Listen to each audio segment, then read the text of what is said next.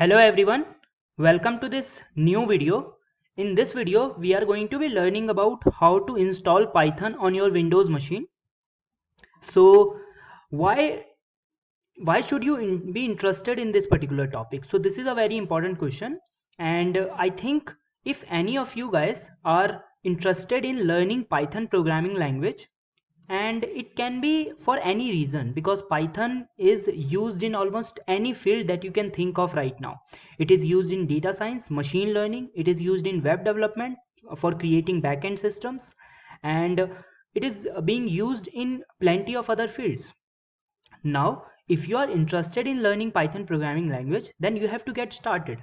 And what is the best way to get started with Python programming language is to actually install that particular tool with which you can write Python code on your Windows machine. And this is what exactly I'm going to show you in this particular video, that how you can install Python on your Windows machine. Now, before I actually move ahead with the slides and actually demonstrate any of the things to you, I would like to first of all introduce myself.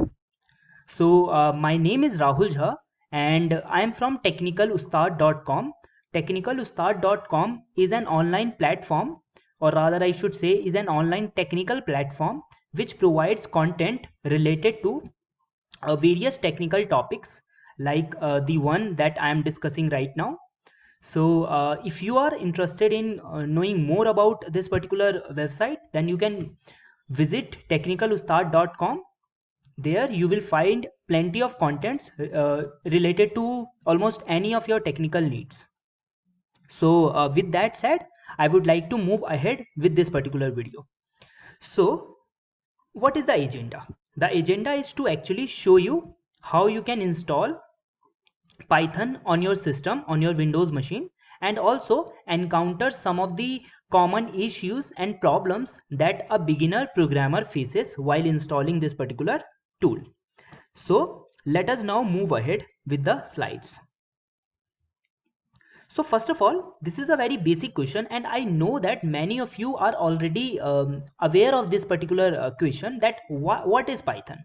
First of all, obviously every one of you might be familiar with this particular question, and if you are not, let me tell you what is Python. Python is not snake. Okay, so the name of this particular tool comes from the fact that the author who created this particular tool was a fan of a particular TV show, or I guess he was a fan of some script that he was reading at that time, which was having Python in its name. So that is how he thought that I should probably give my programming language the name of Python. Okay, so Python is a programming language, as you might be aware of. And why do you need to install it? Now, if you are interested in learning all sorts of various technologies that I just discussed, and what were those technologies, like data science, machine learning, artificial intelligence, web development, any of these things, if you are interested in learning, then you need to get started somewhere. And if you want to get started somewhere, then you need to have Python installed on your system. So if you are interested in learning these things, then you have to install Python, so that you can get started, so that you can write Python code in the Python program that you will be installing after this video ends. Okay, so I hope you get the idea. I hope you are able to understand what is Python and why do you need to install it. Okay, once we understand this particular concept, now let us move on to the next slide. Now, next slide talks about what do I need. What do I need means that when I say that I need to install Python on my Windows machine, then what exactly do I need to install on my system? Because there must be some sort of program that in that I can write my Python code. And yes, there indeed is. There is a program called Python IDLE. We will be talking more about what Python IDLE is in the later slides. But right now, I want all of you to understand that what do I need to install? I need to install Python IDLE. Okay, IDLE stands for Integrated Development Environment. So what do I need? I need to install Python IDLE. And why do I need this? I need this to write Python code. If I'm interested in learning Python programming language, then I need this particular tool so that I can write my Python code in this particular tool. Okay, so now let me now move on, because I think this particular slide might already be clear to you. Okay, now let us talk about what is Python IDLE. Now it turns out that whenever a programmer, or rather I should say a budding programmer who is wishing to learn programming someday, starts thinking about how can I write code, how can I write code in a programming language that I wish to learn. This is the first term that comes on the internet, and this term is called IDLE, and it is also sometimes known as IDE. Okay, so there are various different sorts of IDLE or IDE that are available out there that you can potentially use. Now this IDLE comes pre-built with the Python when you install Python from its website.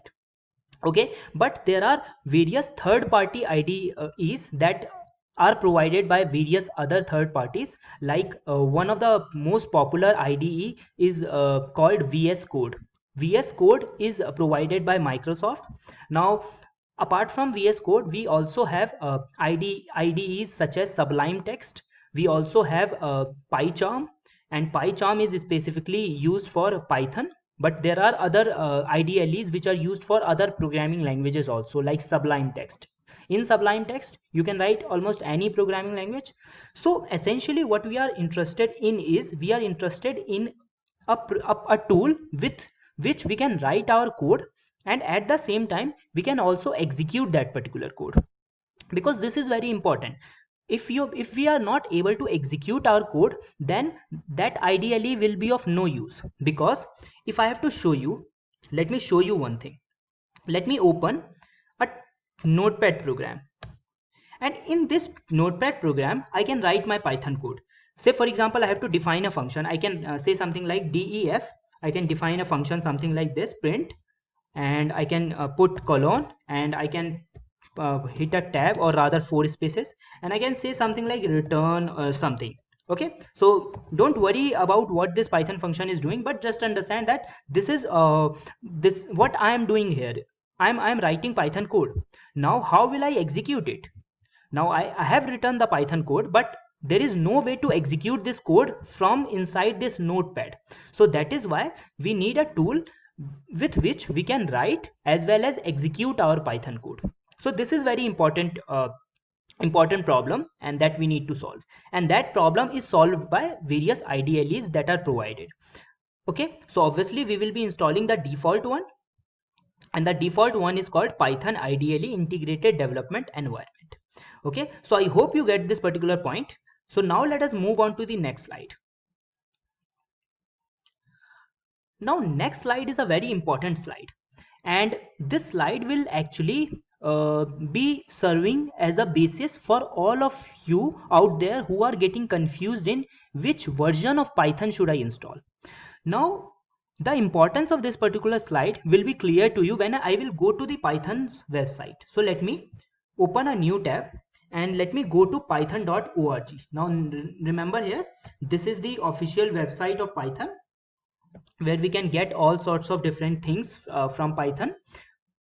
Okay, so let me hit enter, and when I go to this website, notice we are greeted with this particular page. Now the page that I am interested in is this downloads page. So let me click this download page, and the moment I click this particular download page, I'm shown this particular screen.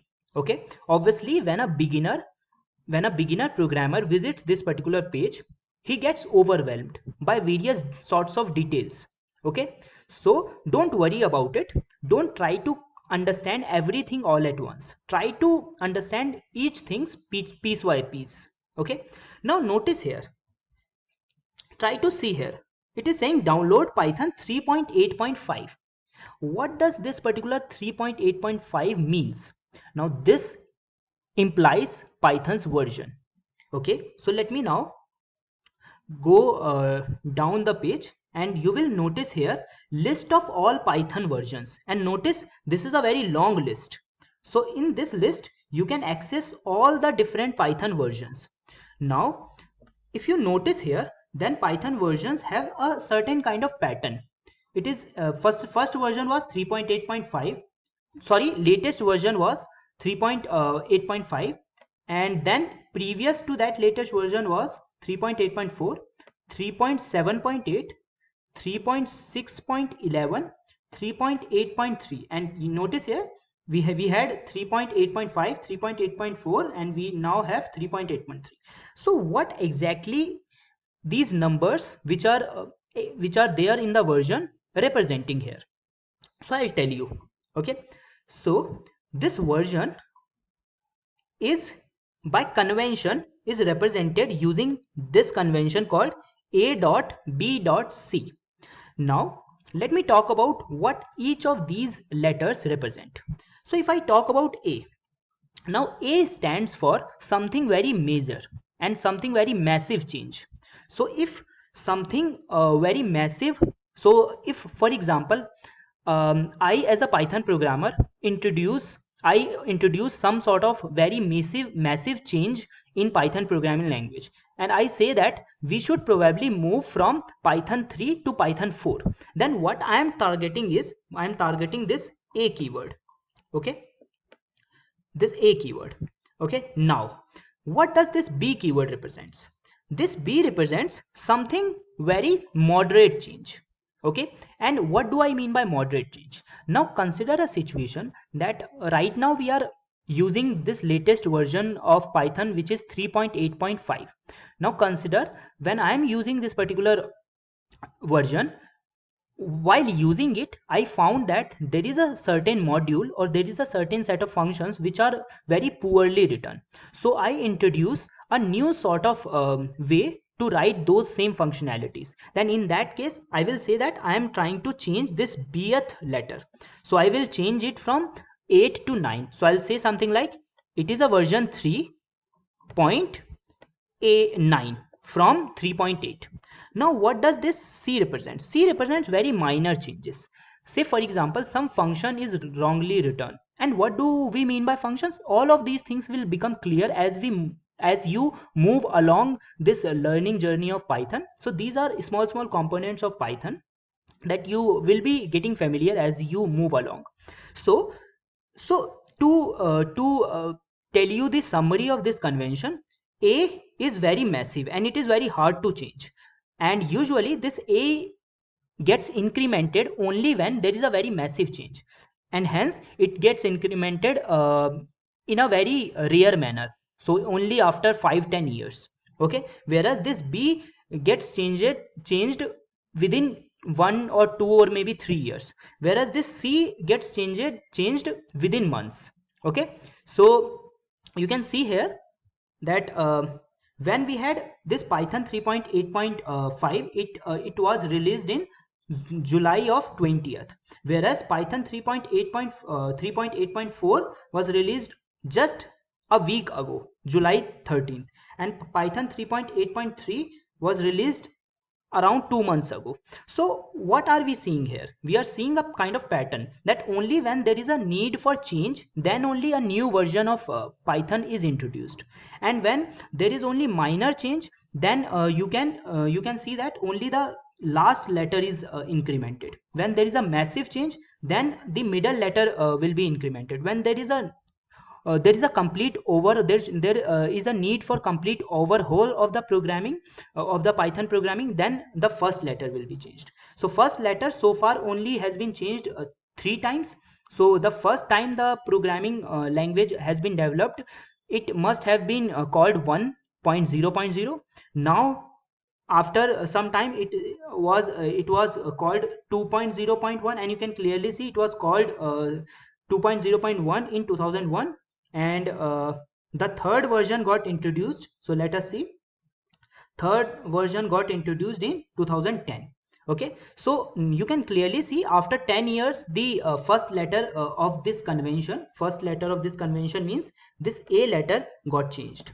Okay, so after talking about this Python version, let's now move on to the next slide and talk about 32-bit versus 64-bit.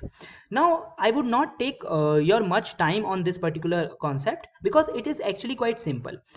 Your machine, the laptop that you are using, the computer that you are using can be either belonging to this 32-bit machine or 64. How can you know what bit are you belonging to? So to actually check what bit you are belonging to, you need to first of all open your file explorer, and inside this file explorer you need to go to this PC, and you need to click you need to press the right click, and you need to go to this properties. And once you go to this properties, notice here you will see here a system type variable. Now here you can clearly see my machine is 64-bit operating machine. Yours might be 32-bit, but nowadays modern machines are 64-bit machines. Now why do I need to understand this difference? Because it turns out that Python also is released for both different types of machines. Okay, so one Python is released for 32-bit and one is released for 64-bit. Although it does not matter, you can run 32-bit on your 64-bit also, but in future it might create trouble for you, and that is why I thought it would be a great idea if I introduce you all to this particular concept. Okay, so now after talking about the difference between 32-bit and 64-bit, now let us talk about the main concept because of which you all are here. Now let us install this particular Python. Okay, so first of all, the first thing that you need to understand is which version would you like to install. Now obviously you would say that latest version should be installed, and yes, we should install latest versions, but let me tell you one thing, that the second version of Python was introduced in 2001, and the third version was introduced in 2010. So the second version was in use for 10 years. So moving from second, so lot of enterprises, lot of organizations were already using the second version. So now moving from second to third version, it gets sometimes a little bit challenging, and I think nowadays people have started to adopt third version, but still there are many organizations and corporations which are still using second version only. I'm not saying that you should use a second version, but you should be aware of the fact that there are still people who are using second version, but you should use the third version, which is the latest version, which is going to be the future of the Python. Okay, so now so now that we have decided that we are going to be using the latest version, now let us download the executable file of that version. So to download the executable file of that version, what I'm going to do is, I'm already on the downloads page of the Python.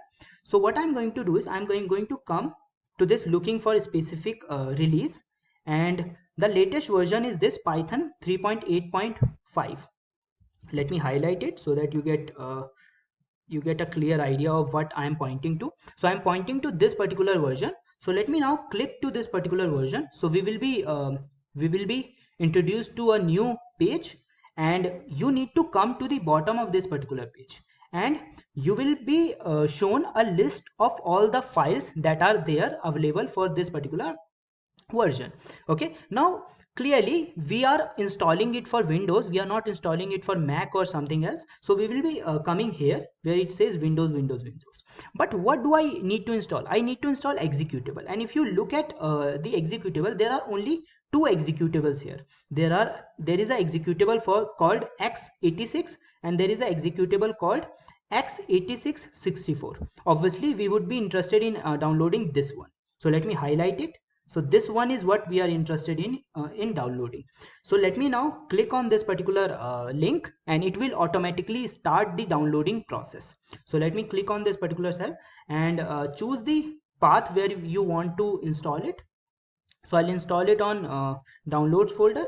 So it is saying the file already exists, so obviously that is why I will not install it. Okay, but all of you need to install it. So it is a 27 MB file, as you can see from the screen. So I will not install it because it will take unnecessary time. Okay, now once you have installed this particular, once you have downloaded this particular executable file, finally we can install that executable. How can we install that executable? So let me go to the downloads, where that file exists, and let me double click this particular file. So if I double click it, it is going to say security warning. Do you want to run this particular file? Obviously we want to run this particular file. So if I hit run, we will be shown this installation page. Now this installation window is going to guide us through the installation process, but you can obviously go to the customized installation, but I would not recommend you to go to the customized installation, because the default installations works pretty fine. Okay, so the first thing that you need to do is you need to add Python to the path. So click on this particular checkbox, and what this will do is it will add Python to the path, so that you can access Python from the command prompt, as I'm going to show you once we install this particular tool. And then I will choose this install now. Now obviously this install now is going to ask for my administrator access. So if I click here, so it is asking me for the administrator access. I have said yes. Now the setup progress has begun, and it is going to take some time, or maybe I guess it will be completed within a minute. And after this process has been completed, our Python will have been installed. Okay, so let it install, and then finally after that, after this Python has been installed, we have to check whether the installation was successful or not. Okay, so how are we going to check it? We are going to check it using two methods. We are going to check it using command prompt, and we are going to check it using IDLE program. Okay, so you can clearly see setup was successful. So I'll close this particular window, and now let me open the command prompt, and I will open the command prompt by going to the lower left of my Windows screen and searching for command prompt. So if I hit command prompt, then from inside here I can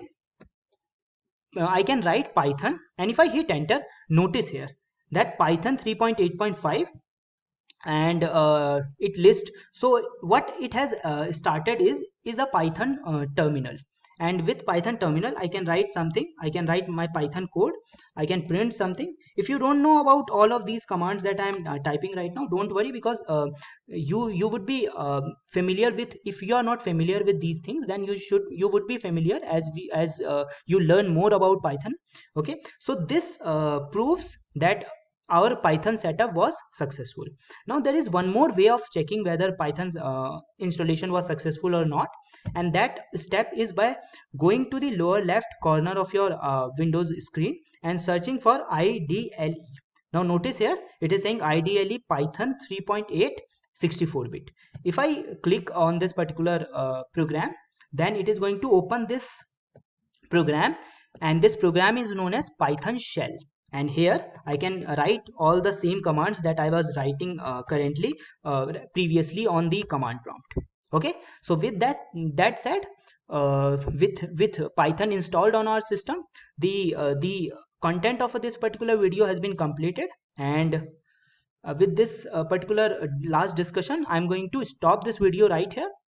And I hope you have been able to follow through everything that I have been discussing in this particular video. So so thank you so much for watching the video. Have a nice day.